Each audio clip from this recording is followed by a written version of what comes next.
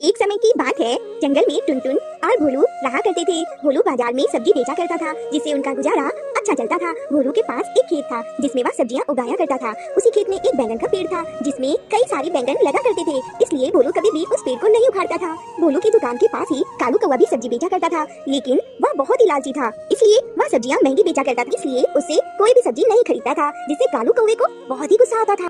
एक दिन कालू ने भोलू की दुकान पर लगी भीड़ को देखकर कहा, भगवान, मेरी सब्जी में कौन सा कीड़े पड़े हैं? जंगल का कोई भी पक्षी मेरी सब्जियों को नहीं खरीदता है। जब तक ये भोलू रहेगा तब तक मेरी सब्जियां कोई नहीं खरीदेगा। मुझे कुछ ना कुछ तो करना ही होगा। दूसरे ही दिन कालू कौवे ने एक योजना बनाई और उसने सोचा, क्यों ना मैं भोलू के खेत में से सारी सब्जियों को चुरा लूं। ऐसा सोचकर कालू कौवे ने रात में भोलू के खेत में जाकर सारी सब्जियों को तोड़ लिया। दूसरे दिन जब भोलू खेत में सब्जियों को तोड़ने आया तो खेत में एक भी सब्जी ना पाकर दुखी हो गया। तभी उसकी नजर बैंगन के पेड़ पर पड़ी, जिसमें कई सारे बैंगन लगे थे। मेरी सारी सब्जियां चोरी हो गई, लेकिन यह बैंगन चोरी नहीं हुए। मुझे लगता है